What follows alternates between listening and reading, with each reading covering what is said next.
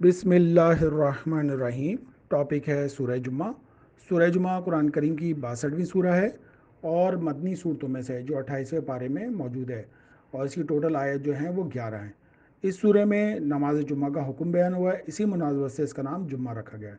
اس سورہ میں نماز جمعہ کی اہمیت بیان کرتے ہوئے مسلمانوں کو حکم دیتے ہیں کہ وہ نماز جمعہ کے وقت خرید و فروخت میں مشغول نہ ہوں۔ 5ویں آیت جو تورات کے حاملین کا تذکرہ ہے، اور 9ویں آیت میں نماز جمعہ کا حکم ہے۔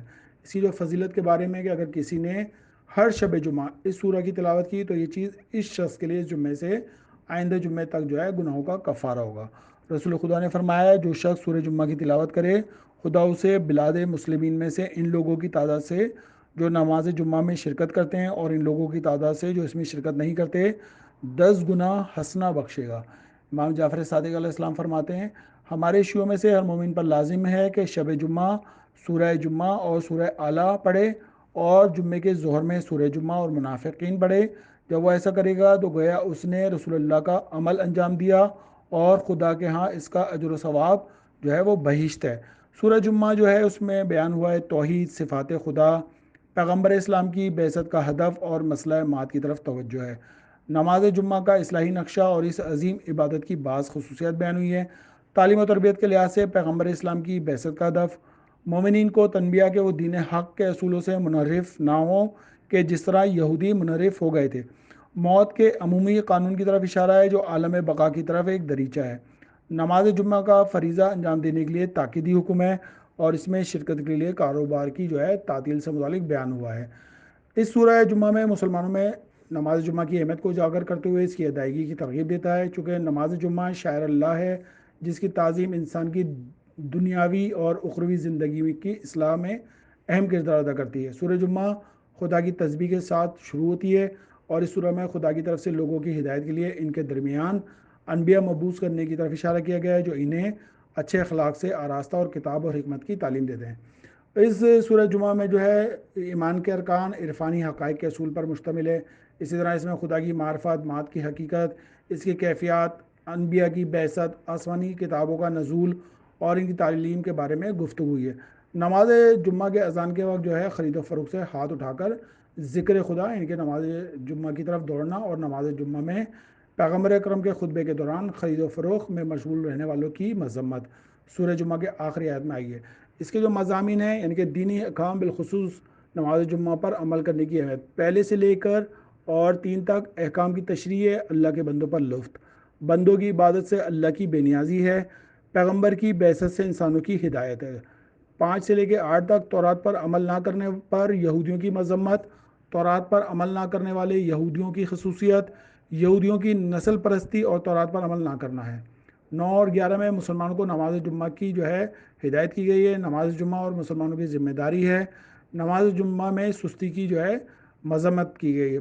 جابر بن عبداللہ انصاری سے منقول ہے پیغمبر اکرم کے ساتھ جو ہے نماز جمعہ ادا کر رہے تھے کہ اتنے میں ایک تجارتی قافلہ پہنچا جس پر اکثر نماز گزار اس قافلے کی طرف دوڑے اور 12 افراد کے سوا کوئی باقی نہ رہا۔ اتنے میں آیا نازل ہوئی وَإِذَا رَأَوْا تِجَارَةً لَهْوًا، اور کئی لوگوں کی حالت یہ ہے کہ جب کوئی تجارت یا کھیل تماشا دیکھتے ہیں تو اس کی طرف دوڑ پڑتے ہیں اور آپ صلی اللہ علیہ وسلم کو کھڑا چھوڑ دیتے ہیں۔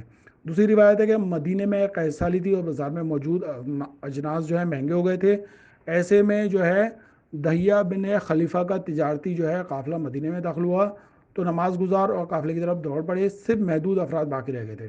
اس وقت جو یہ آیت نازل ہوئی تو پیغمبر اکرم نے فرمایا اگر تمام مسلمان چلے گئے ہوتے تو ان سب پر آسمان سے آگ کی بارش ہوتی، اور کہا جاتا ہے جو افراد اس وقت پیغمبر کے پاس تھے ان میں علی ابن ابی طالب، امام حسن، امام حسین، جناب فاطمہ زہرا سلام، جناب سلمان، ابو ذر، مقداد اور صہیب بن سنان تھے۔ اس کی آیت نمبر جو 5 ہے وہ مثل الذین حملوا التوراۃ، اور جن لوگ یہودیوں کو تورات کا حامل بنایا گیا ہے مگر انہوں نے اس کو نہ اٹھایا، ان کی مثال اس گدھے کی سی ہے جس نے بڑی بڑی کتابیں اٹھائی ہوئی ہوں۔ رسول خدا صلی اللہ علیہ وسلم کی شریعت کے پابند نہیں، ان یہودیوں نے کہا اس بنا پر قرآن نے انہیں یاد دہانی کرائی ہے کہ اگر تم لوگ اپنی آسمانی کتاب کا دقیق مطالعہ کرتے اور اس پر عمل کرتے تو یہ بات نہ کرتے کیونکہ اس میں پیغمبر کے ظہور کی بشارت دی گئی ہے۔ آیت جمعہ جو 9 ہے یا ایھا الذین آمنوا اذا نودیت الصلاۃ من یوم الجمعۃ، اے ایمان والو جب تمہیں جمعے کے دن نماز کے لیے پکارا جائے، اس کی اذان دی جائے تو اللہ کے ذکر نماز جمعہ کی طرف تیز چل کر جاؤ، اور خرید و فروخت چھوڑ دو، یہ بات تمہارے لیے بہتر ہے اگر تم جانتے ہو۔ اس کی جو خواص ہیں اس کے بارے میں ہے کہ یہ جو سورہ جمعہ ہے یہ خطاطی کے طور پر جو ہے امام رضا علیہ السلام کے حرم میں بھی اس تحریر ہے، اور اس کو جو ہے خط ثالث میں رضا عباسی نے قلم سے لکھا، اور ایک حضرت معصومہ قم میں شاہ عباس کے زمانے میں بنائے گئے رواق اور گنبد پر جو ہے سورہ جمعہ لکھا ہوا ہے، اور یہ سورہ جو ہے مسجد جمکران کی جو ہے کاشی کاریوں پر بھی ہے، اور ساوا میں جو ہے امام زادہ اسحاق بن موسیٰ پہ بھی لکھا ہے، اور بقائے پیغمبر پر بھی یہ سورہ جمعہ لکھا ہوا ہے۔ مولا کائنات فرماتے ہیں کہ روزے دار کی نیند عبادت، اس کی خاموشی تسبیح، اس کی دعا مستحب، اور اس کا عمل جو ہوتا ہے وہ دگنا ہوتا ہے، باوقت افطار روزہ دار کی دعا رد نہیں ہوتی۔ رسول خدا 3 گناہ کے بارے میں فرماتے ہیں، میں اپنے بعد اپنی امت کے لیے حرام کی کمائی، لذت گناہ اور سود خوری کے متعلق بہت زیادہ فکر مند ہوں۔ اللہم صلی علی محمد و آل محمد۔